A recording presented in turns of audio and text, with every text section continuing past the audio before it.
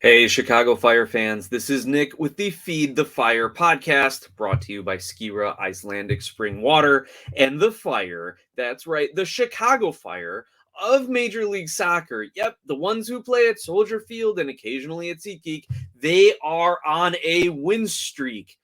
Kind of. We're counting the 2 games in a row they have defeated St. Louis City as their first back-to-back wins against MLS competition all season. And that's all it took, right? 2 matches against St. Louis City, the expansion side who started off the season so hot and has now come back down to earth, has cooled off mightily. Now, is this a turning point in the season for the Chicago Fire? Back-to-back wins against potential regional rivals here and the MLS's newest darling? We'll discuss that in this episode, especially as the MLS schedule is getting a little more congested and a little more difficult in the upcoming weeks. Specifically, we're going to recap that win against St. Louis, including the goal, the stats, and look ahead to Wednesday's short turnaround match at Charlotte FC. So for this episode, Fire fans, we rinsed, we repeated, we won against St. Louis, and we need to do it again for Charlotte. So let's get right into it. So on Saturday, the Fire fans who were announced at over 18,000 this weekend.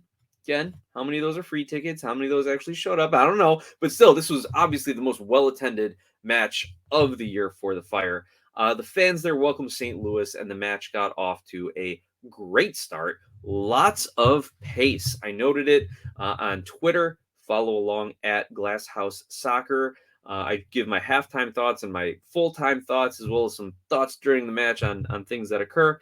But there's a lot of pace from both teams early on in this game. It was St. Louis's high press, the Chicago Fire having to play a lot of one-touch passing to break the press and create some breakout counter opportunities. But also there are some really good moments by both goalkeepers, Chris Brady for the Fire, Roman Berkey for St. Louis City, to keep things level at 0. And speaking of that passing, I was actually fairly impressed with the Chicago Fire's backline and defensive midfielders being able to pass around and through St. Louis City's high press in order to maintain possession and then transition into some offense. Now, that is, of course, with the exception of Gaston Jimenez's back pass in the second minute. Again, very typical of what St. Louis has gotten many times throughout the season. A high press leads to a quick pass backwards without the defender checking their shoulder, and it goes right to a St. Louis player. Thank goodness, again, Chris Brady comes up with a big save. And maybe that kind of moment of panic and fear and of like, oh no, what did I just do? Maybe that kind of helps settle them a bit, or at least lock the back line in a little bit more. Because from then on out, they seemed pretty solid. And while they were very hurried, they seemed very comfortable by, while they were hurried by St. Louis's press, they seemed very comfortable passing it around and passing it through it. Also, I think what really helped was emphasizing playing in the double pivot with Federico Navarro and Gaston Jimenez as the central defensive midfielders. Having those two guys play as CDMs, central defensive midfielders, is not something new for this Fire club, but the fact that they are dropping back at and specifically given the role of this double pivot, and then it's their job to progress the ball to Shaqiri or Gutierrez, and they are good outlets for the back line, especially our center backs, who I saw a lot more under Ezra's management than Klopas in his 2 games. They wanted to get the ball out wide and get the wing backs forward looking for long balls. But really what helped the Fire in this case was controlled passing from the back line from these midfielders. For those of you who may not be familiar with what is a double pivot and the phrase that we're throwing around, essentially, when you are transitioning from defense to offense, how many players are you using to do that? So in the Fire's double pivot in this game, you had Federico Navarro and Gaston Jimenez as your defensive midfielders. They're not pushing forward as much. They're not getting into the attack as much, but they present themselves as passing options to the back line, to the center backs and the full backs and the wing backs. And those defensive players find either one of these two, and they will literally pivot, turn the ball upfield, and then look to start the counterattack with a pass to Shaqiri or Gutierrez centrally or on the midfield wing. And in some of the more advanced systems or you'll see better teams. Those guys will start the offense. Federico Navarro, Agustin Jimenez, first look will be downfield to a streaking striker or into the wings for a winger who is coming up the sides of the field there. So usually in a double pivot, you want to maintain possession first and foremost, play the ball past that first line of pressure by the opposing team. And then number one, look for a quick counterattack long ball, or then number two, look for your attacking midfielders, in this case, Gutierrez and Shaqiri. And we're going to talk about the two of them and how well they played together as well. So that's kind of what we mean by the double pivot in the most simplest terms here. And also as a fan, if you look to see how they're playing with those two central defensive midfielders, it kind of tells you the game plan that the Fire will have, whether they want to launch their wingers forward and play the ball on the wings, and especially if Navarro and Jimenez are lobbing balls over the top, then you'll see that they're looking for those quick counterattacks rather than more of a possession in the game. Something to look at. But now let's look at the goal. Rafa Czichos, our captain, in the 40th minute. He'd only been on the field for 6 minutes, coming in from a injured Carlos Terán. In the 40th minute, off of a set piece, Gutierrez, I believe, draws a foul about 25 yards out to the right of the goalkeeper. Shaqiri plays a really great cross. This is one where they drew it up on the training ground because of the height on the cross and the fact that he plays it over everyone else's head to get it to the far post runner. That is a drawn up play. He doesn't just whip it into the box and see which one of his attacking players can either get a head on it, and then they're, hoping for maybe some pinball if they don't score off of the initial header. Nope, this was drawn up to the far post. Now, I think the way the play is usually drawn up is that it gets onto the head of the far post runner who plays it back across or volleys it back across. But in this case, Czichos gets a little wrong-footed. The foot that's being played forward when the ball comes in is his left foot, which he's on the opposite side of the goal. So he's able just to kind of deflect it back across the front of the goal with the outside of his left foot, and it was just enough to get it past a goalkeeper in Roman Berkey, who is leaning towards the near post and is unable to regain his balance and make the save. And it's got just enough power on the redirect to get across the goal line for the 1-0 lead and victory. That's all they needed on the day, and they didn't blow the lead. That's the biggest takeaway out of this game. I think we as frustrated fans can say the Chicago Fire did not blow a 1-0 lead late in the game to either draw or lose it. Now, interim manager Frank Klopas said post-game, I think there was a really good balance with the guys going forward and then guys that are staying back, and we even knew the way they were going to play and push the game in the end. So Klopas spoke to the Fire blowing leads, which let me juxtapose it to some of Ezra's post-game comments, because Ezra came out and said, you just can't have that. You got to be tough. You got to be mentally tough, blah, blah, blah. And you have Frank Klopas here saying there was a good balance with the guys going forward and those staying back. Klopas gives you a much more formational or tactical answer. And also he said the opposition, they knew how they were going to push late in the game and they were able to adjust for it. So Klopas versus Ezra, when talking about the same issue, gives you a much more, I think, complete answer and discusses it in terms of X's and O's and formationally a little bit more than Ezra saying it's a mentality thing. Tells you a little bit of the different managing style between Klopas and Ezra, and maybe something Klopas worked on during training sessions. Here's another thing that stood out in this match. Obviously, we had the back-to-back wins against St. Louis. We have the set-piece goal. Xerdan Shaqiri gets on the score sheet with the assist. They don't blow the lead. But here's another big thing that stood out, not just to me, but to a lot of people out there. Gutierrez and Shaqiri on the pitch, starting the game together, playing together, and playing effectively together. I have been a proponent that if the Fire are going to play their best soccer, they need to have both Gutierrez and Shaqiri on the pitch at the same time. They are their two best offensive players, arguably, but at the very least, they are the two players that will make the offense work. And in order for the offense to work at its best, you need your two best players there. Having Shaqiri sub on for Gutierrez or vice versa just doesn't work. Now, the question had been, do you put Shaqiri on the wing and Gutierrez centrally? Do you switch those two and have Gutierrez on the wing? I think we're seeing Gutierrez start on the wing, but has the freedom to come inside. I think Shaqiri starts centrally, but knows that he can drift out wide, cut back in on his left foot, and play some long balls like he's been doing. So maybe Klopas is just letting them figure it out on the pitch rather than kind of hamstringing them to certain positions and things, which is something that Ezra did. I'm not going to say he hamstrung them, but he liked guys playing in their specific positions. So going over my notes here, yeah, Ezra never really did figure this one out, but at the same time, Shaqiri was pretty much not available during large sections of his tenure, especially this season. But here is what Klopas said about Shaqiri and Gutierrez playing together. Quote, I think there's ways because it's just a different way. I like when Guti's out wide at times. I like when he's operating more centrally into the half channels and also with Shaq. And then our ability now, like you saw today, there were moments when they were pressing with two forwards. I think he's talking about St. Louis there. We had Gaston dropping between the center backs, and I wanted Shaq to come a little bit deeper, Guti come inside, and then weak side winger inside and form a box, and then really overload centrally where we can play quick and switch the point of attack. So you're hearing a lot more tactical discussion than Ezra ever gave us in the quote sheets, at least. Where, yeah, when St. Louis was pressing, you saw Gaston Jimenez drop back almost as a third center back.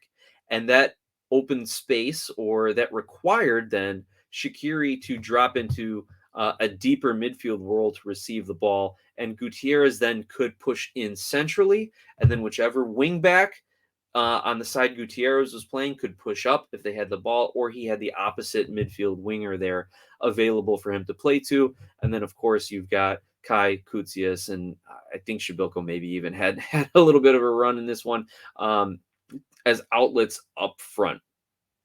So you see that he's working a lot more tactically and having them switch positions around. And you've got a guy who's extremely, extremely intelligent on the pitch, like Xerdan Shaqiri, who even as a defensive midfielder, at least in that location, he can still play a line-breaking pass. He can still play a long ball over the top. And if it's not there, he knows get the ball to Gutierrez, and Gutierrez can progress with the dribble. Gutierrez is good enough and is getting the confidence to take defenders in 1v1 situations. Use the dribble to beat the first one, use the pass to beat the second one, and then you should have a free runner if a second defender has to come up and step on the ball carrier. So giving them a little bit more freedom centrally seemed to work this match. Now let's see how other teams adjust, right? And is this some brilliant tactical mind that Frank Klopas has here? I'm not going to say that, because his overall coaching record would probably be a little bit better than what it is right now, if not a lot better. But what he's doing is he's just letting his best players play. He's saying, look, if they're going to press, we need to drop back and defend and have our outlets. Defense to Shaqiri, Shaqiri to the wingers, or to Gutierrez, who can progress it. Like, it's not difficult concepts here, but it's something that kind of structure seemed to be lacking previously. Additionally, Klopas went on to praise the two Gutierrez and Shaqiri's, their play versus St. Louis, and by the eye test, I think a lot of people would agree, this was Shaqiri's best game of the season. He still wasn't running like 100% like I think we've seen him, but you know what? When the man can pass and cover just enough ground to put a little pressure defensively, and continue to spray the ball around, then we'll take it, especially in a win. Can't be too overly scrutinizing when these wins have been rare so far. Additionally, we saw Xerdan Shaqiri praise Klopas for how Klopas communicates with the team, and Gutierrez seemed very positive when asked about playing on the wing to allow Shaqiri the space in the middle. Now, he did admit he's not used to it. It's a little more difficult for him, but they got a result. He's got the freedom to move in the middle, so he had a very positive attitude about it. Again, I can't say that I've ever been in favor of Klopas as the manager. In fact, I haven't been, just given his history with the club. And I've questioned openly on this podcast and on Twitter as to why he's still with the club after being a part of so many losing seasons with them. But at least in these two games against St. Louis, again, a struggling St. Louis, take it for what it's worth, Frank Klopas has had a positive effect on the team. And anytime a coach wants to take a team out to Greek islands and go out for Greek food, I will always get behind that. Now, as we always do, let's take a look at the statistics of this game. In our preview episode, we showed that St. Louis's strength was attacking. But this statistically was then not a good game for St. Louis. They were missing 3 starters. So again, before we get too high on this Fire victory, they were out Klaus, Alm, and Parker, starting striker, starting midfielder, central midfielder, I believe, and Tim Parker, their center back and I believe captain. So that didn't do St. Louis any favors. But here are the numbers. Possession favored Chicago 51-52%. Chicago had 9 shots, 6 on goal, whereas St. Louis, 9 shots, only 2 on goal. Chicago did block a shot. Chicago's passing, 438 passing, 75% passing accuracy. So not a terrible passing day for the Fire. We talked about a lot of passes in the defensive half in order to break the press and maintain possession. 5 corners. Here's the big number. St. Louis had 20 crosses on the day to the Fire's 8. So they were lobbing in balls, especially late in the game, trying to salvage something.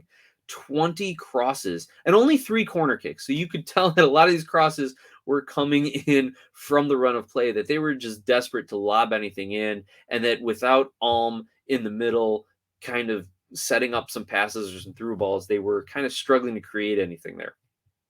Chicago outdueled St. Louis 68-54, and the tackles won was even at 13. Chicago had a lot of clearances here, 31 clearances, which is not surprising given a high-pressing team and given that they lobbed in 20 crosses. But the other stat of the night, 2 yellow cards for the Fire, 3 yellow cards for St. Louis, resulting in 1 red card. St. Louis did play a man down for a large chunk of that second half. And to be perfectly honest, St. Louis is lucky they were only 1 man down. There were a number of tackles that could have been a straight red, or players could have picked up their second yellow. It was possible St. Louis finished with 8 men on the pitch, given the way some of the tackles were. And there was a lot of talk by the broadcasters, social media, and everyone that had a tackle not been by a player already on a yellow in the first half, it would have been a definite yellow. But the referee used his discretion to keep things level, despite the fact and the cries from a lot of Fire fans that it should have been a yellow. And I'm in that camp as well. Yeah, I hope all that made sense, right? The referee could have given 3 reds to St. Louis. I'll put it that way in summation. Now, looking at expected goals, the Fire had 0.9 expected goals to St. Louis's 0.5.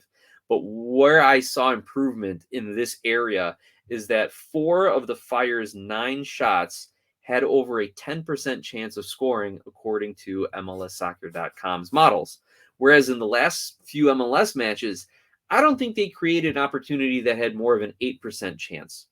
So in this game, they created better opportunities. It wasn't like they had 15, 17 shots and only 2 on goal and they had an XG of like 3 just because of volume, but they actually created some solid opportunities in this match, which needs to continue if they're going to continue winning. Now, at this point in the show, we're going to take our sponsor break and then look ahead, previewing their match at Charlotte FC. So I'm going to remind everyone that this show is brought to you by Skyra Icelandic Spring Water. Icelandic for clear, Skyra water comes from a spring in a government-protected nature preserve in Iceland with naturally low mineral content. This isn't your average water. Clearly, pun intended, it is one of the best, and it is available at your local 7-Eleven. You can taste the difference. I was in Iceland. Like, the nice sparkling bottled water here in the States is like tap water in Iceland. That's how good their water is. You can taste the difference in Skyra Icelandic Spring Water. Go ahead, pick up a bottle of it. We also want to give a shout out to our guest contributor, John Donovan, who always gives us his reactions, but this weekend he is traveling. So John, wish you safe travels. I hope you're enjoying your time away and hopefully having a couple bottles of Skyra or a few bottles of anything else out there that you may enjoy as well. Now, looking ahead, the Chicago Fire's next match is at Charlotte, and we're doing kind of a combined review-preview because it is a short turnaround. The Fire are playing Wednesday, May 17th against the 12th place Charlotte FC. Now, they are 1 point ahead of the Fire in the standings and 1 place ahead of the Fire as the Fire remain in 13th place. Charlotte also is coming off a big 3-1 victory over Atlanta United. So here's what you need to know about Charlotte FC. Enzo Capetti is their leading goal scorer, their designated player. He's got 4 goals on the season. Karl Swiderski, their top player from last season, also one of their best goal scorers, 3 goals on the season. Then Jozwiak and Justin Miram each have 2 goals.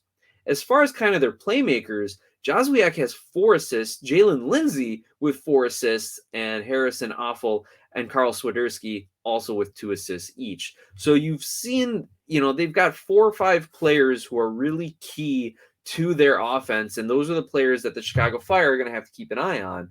Swiderski has some excellent movement in the box, and defenders lose him very easily, and he scores a lot of one-touch, a lot of tap-ins, a lot of short-range goals. They're going to have to mark him at all times. On the flip side, you've got a striker in Enzo Capetti, who can also play out on the wing, and he will rip a shot from distance if you give him the space. So that, again, is where the Fire could really find themselves in trouble if they're in transition defense and they continually backpedal into their own 18. Capetti will pull up and blast a shot from, 17 to 20 yards out, and Brady may not be able to read it at that time or make a good save as well as he's been playing. At the same time, you have to always know where Karl Swiderski is, because he will get lost in that defense, find the space, and then find the net. Here's where the Fire can exploit Charlotte, and that's in Charlotte's defense. They've allowed the most goals in MLS so far with 22, and their goalkeeping is a bit suspect. The Fire are going to need to shoot and shoot often and keep the pressure up. Charlotte, on the other hand, hasn't gotten into that much of an offensive rhythm. They are in the near the bottom of the league in goal scoring, shooting, and their average shot is 17 yards out. And this statistic is from fbref.com. So Charlotte is not afraid to shoot the ball from distance. Now, what does all of this tell us, right? All signs point to Charlotte being a very, very, very average to maybe just below average MLS team right now, given their statistics. However, that's why we play the game, right? Games aren't won and lost on the season stat sheet here. They are won and lost in the 90 minutes on the field. This big win against Atlanta will surely give them a boost. Also, you got to wonder if the Fire are starting to think about maybe preserving some players, rotating some guys off of injury, whether it be some of the center backs, maybe Kendall Burks gets some minutes, or we see Jairo Torres come in and try and get a little bit more than just kind of a token appearance than he did at the end of the St. Louis game. If the Fire are over that new manager bump, if you believe that's what's going on, there's a lot of intangible things that are here. And oh, by the way, they're playing in Charlotte, which has one of the most spectacular home field advantages in MLS. They also may be without Carlos Terán, who came off early in the match after a bad collision. But Olmsberg should be ready to go. And I really think Olmsberg and Terán are very interchangeable. They're not identical players, but they're both big, strong, physical, and have the good sense about them to play a nice pass out of the back. Pineda has also been solid. We'll see how he's feeling if his legs are up for another match after going 90 just a few days prior. So the back line for the Chicago Fire is going to be, I think, the focus this week, as we as fans need to look at. Because if Shaqiri and Gutierrez and whoever's on the wing and up top can continue to build that chemistry and play the game forward and just keep the pressure up, then I think the Fire are going to be in a good spot. But if the defense is shaky, if Charlotte gets the crowd behind them and gets an early goal, it's going to be really difficult for the Fire to walk away with 1, let alone 3 points at Charlotte. So let's take a look at the odds and the predictions now. Of course, all of this is subject to injury reports and anything else crazy that might come up between now and kickoff. But according to BetMGM as of Monday morning, Charlotte is actually plus 100. So you'd have to bet 100 to get 100. So not really any value in betting on Charlotte on this game. And as a result of that, you'd think more people who are trying to make some money might bet on Chicago or the draw. The draw is at plus 250 and Chicago's at 240, and maybe that would move the money line a little bit. But here we are. As of Monday morning, it is plus 100 for Charlotte to win at home. So maybe maybe there is some value in putting money on the draw on this one, but personally, I never bet on my home team. I would never put money on my home team because you're always going to be disappointed regardless, and it's hard to bet with your head on your hometown team. So what I'm going to do on this one for my pick, and because I don't want to get hurt by thinking the Fire are all of a sudden this brand new team. I'm going to pick Charlotte with a 2-1 victory at home. Things seem to be going too well for the Fire in 2 matches. Everyone is on this high.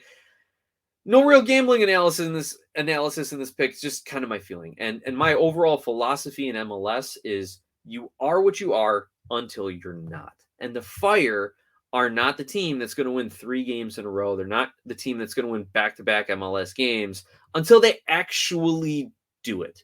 The Fire's best form of the season was from May 25th to April 14th, when in that 4-game span, they had 2 wins against Miami and Minnesota and 2 draws against Philadelphia and DC. And that has been the Fire's best run. They had declined since then, and they are now looking to at least climb back up the mountain a little bit, climb back up the standings, but I just don't see them as that team yet. Now, prove me wrong, Chicago Fire. Prove me wrong, interim manager Frank Klopas and co., that maybe the Fire can win 3 games in a row. Maybe they can start putting together a win streak and then continue their U.S. Open Cup run and their game against Austin. Regardless of any of that, I've really enjoyed the 2 wins for St. Louis, and there's a lot that looks good right now. But again, let's temper the expectation. Let's let the Fire prove themselves. Let's let the injury history heal up a little bit. Let's see if our strikers can actually produce, because guys, it was great that we won 1-0 against St. Louis, but it was our center back who subbed in on a set piece that got the goal. So they're still having trouble creating offense, right? Also, let's look at the schedule here. The Fire are at Charlotte on Wednesday. They come home to play Atlanta on Saturday. The following Wednesday, they're at Austin for U.S. Open Cup. Then the following Saturday, at New England. Then the next 2 Saturdays, at Toronto, at Cincinnati. This is not a very good run of games just from a scheduling perspective for the Chicago Fire. Things could come back down to earth or worse very, very quickly. So let's get through the next, 3 weeks or so, and we can reassess the season here and see if the Fire are in a very, very solid state and if they are really going to make that run to the playoffs. But in the meantime, go nuts, fans. I'm not going to tell you how to fan. I'm not going to tell you how to celebrate or what to do. But personally, and hey, maybe this is the pessimistic glass half empty lawyer in me, I'm not going to get too high right now. I'm also going to try not to get too low because, as we've discussed, there's some good things going on. Now, around the league, there were some notable results, a lot of rivalry games. Charlotte beats Atlanta 3-1, as I mentioned. Montreal with a big 2-0 win over Canadian rival Toronto FC. Condolences, Jay. Condolences, Mike. Sporting Kansas City defeats Minnesota 3-0. Kansas City is on a pretty good bump right now. A couple of wins in a row for them after being the last team in the league to get a win. Still bottom of the table. But also bottom of the table, LA Galaxy get a 2-1 victory over San Jose. Did not expect that. Could this be the week that turns around 3 teams? Could these results turn around Chicago, Kansas City, and the Galaxy? I don't know. Time will tell, right? A couple things to watch for this upcoming match day on May 17th. We've got a great rivalry out east, Philadelphia hosting DC United. Hopefully Christian Benteke is back for DC United. He missed that last game for them, and his presence certainly was missed and felt. Minnesota is playing Houston, which could have some U.S. Open Cup implications for Chicago, because if those teams are playing in the regular season and then matching up again in U.S. Open Cup, we'll see how they want to line up and how they want to play against each other. And then kind of my last notable match to watch, LAFC versus Sporting Kansas City. And I mentioned Sporting Kansas City is now, I believe, on a 2-game win streak. And they are starting to find their form. They're healthy. Polito is back. Adikinda looks good. Johnny Russell is doing Johnny Russell things.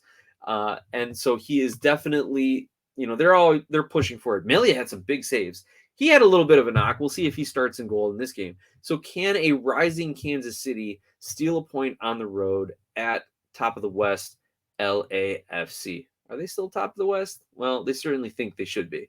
Anyway, that is our show for today, everyone. Follow along on Spotify. Make sure you click those notifications that you're following along on Spotify. That's the best way to hear everything we have to say here on Feed the Fire.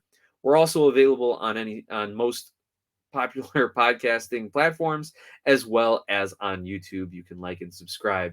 We'd love some comments. We'd love some rating reviews, both on YouTube and on the podcast platform. That helps us continue to function within the algorithms of these platforms and have us get higher up in the rankings and pushed out to more people. So I always think more Fire content and more MLS content is better.